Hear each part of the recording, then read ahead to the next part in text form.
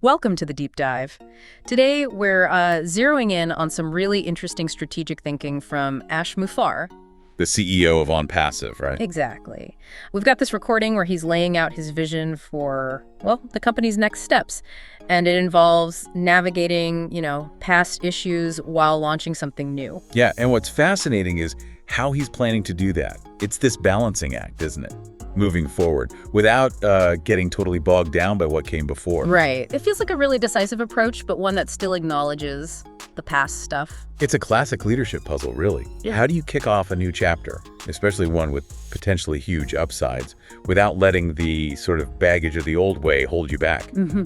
And his take isn't about just forgetting history. It seems more about managing it strategically while building something, well, completely fresh, which could have some big implications. Absolutely. And one of the first things that really jumps out is how strongly he talks about separating from the previous platform. Yeah, the language is quite striking. He actually says he wants to be completely detached and disconnected and find a way forward without relying on any connection.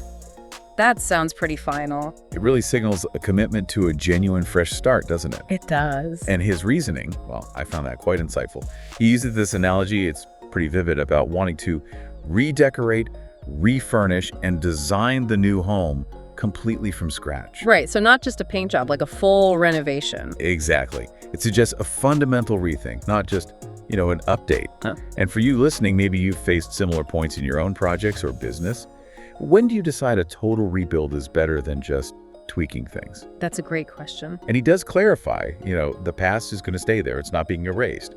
But he just doesn't want its old structure dictating the new one. Which makes sense if you're aiming for something fundamentally different. And while he's got this focus on building anew, he's also very direct about the fact that there's still stuff to sort out with the old entity ONPASSIVE. Mm-hmm.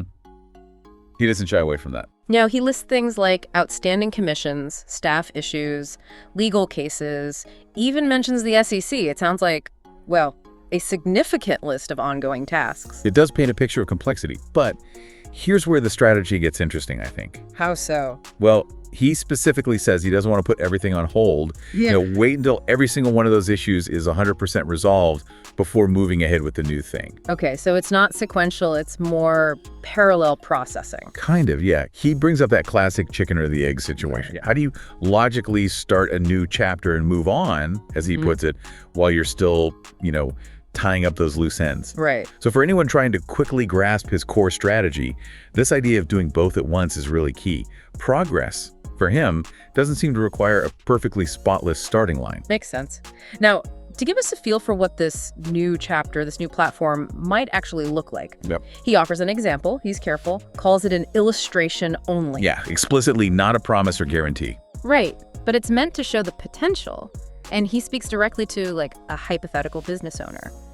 Maybe someone listening has specific expertise or a service they offer. And what's interesting there is how personal he makes it feel.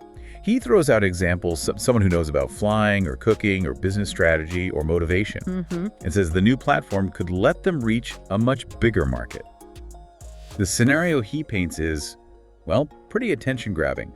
Selling an automated course for, say, $1 lakh or about $1,000 with the potential for 1 million customers. Wow, okay. That definitely emphasizes scale. It really does. Yeah. It's not just thinking about, slightly more customers. It's potentially a massive jump, almost exponential. And he even adds this visual detail, doesn't he, about someone calculating those numbers on their phone and almost running out of digits. Yeah, it underlines that idea of unlimited possibilities he's trying to convey. It's that kind of aha moment, showing the sheer potential scale he envisions. Okay, so huge potential there. And this seems to lead into his point about strategically shifting where the focus needs to be.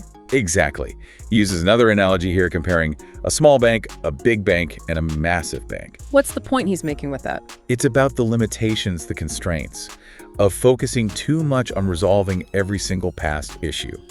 He specifically mentions those outstanding commissions again. Right. And points out, importantly, that this only affects a relatively small percentage of the whole community from the previous platform. It sort of hints at that 80-20 idea, maybe. Focusing efforts where the biggest impact lies. That makes sense. He also clarifies, doesn't he, that not everyone was even getting commissions and not everyone bought that specific older product, Connect. Precisely. So his core argument becomes, If they get completely bogged down trying to fix every single historical detail before moving forward, they risk losing out on, and he uses strong words here, massive profit revenue value. Because the new opportunity is just that much bigger. It's about opportunity cost, essentially. Exactly that. And for you listening, this touches on a really critical piece of strategy, right? Knowing when to pivot, when to shift your energy and resources towards what's next, instead of getting totally consumed by past obligations. Especially if those obligations, while important, affect a smaller group compared to the future potential for everyone. So the call to action is really about looking forward. Yeah, Mufareh pushes for focusing on what's possible next. He talks about a better solution, one that's broader or more unlimited in fact, but wiser, smarter. And focusing on recurring chances, not just a one-time thing. Right.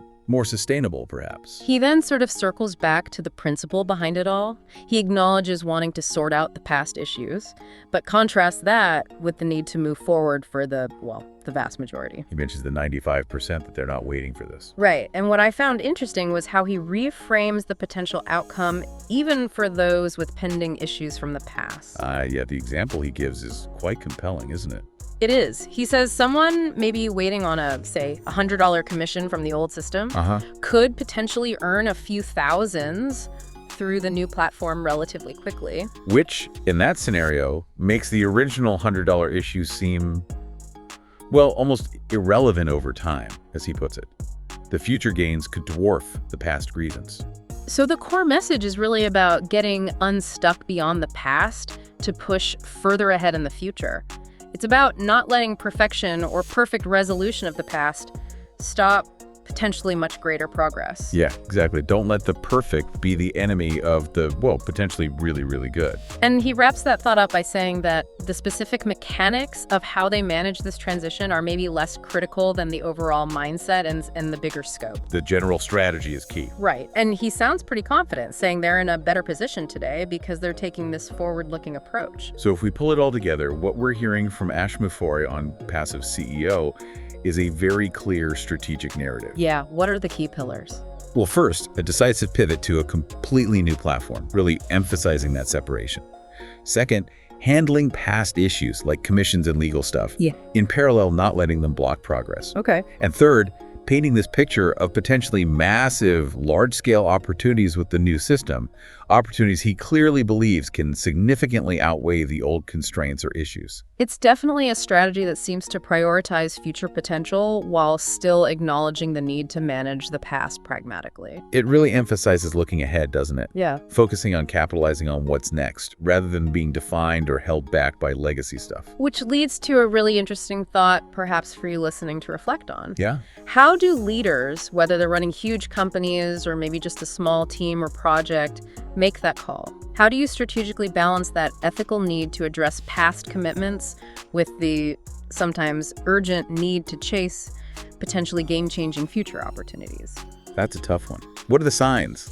What tells you it's time for a really radical shift, like Mufareh seems to be suggesting here, versus just making smaller adjustments? What are those key principles for making that decision effectively? Some really powerful food for thought there on navigating business change. We certainly hope this deep dive into Mufareh's perspective has given you some valuable clarity, maybe a fresh angle on tackling similar situations yourself. Hope it was useful. Thanks for tuning in.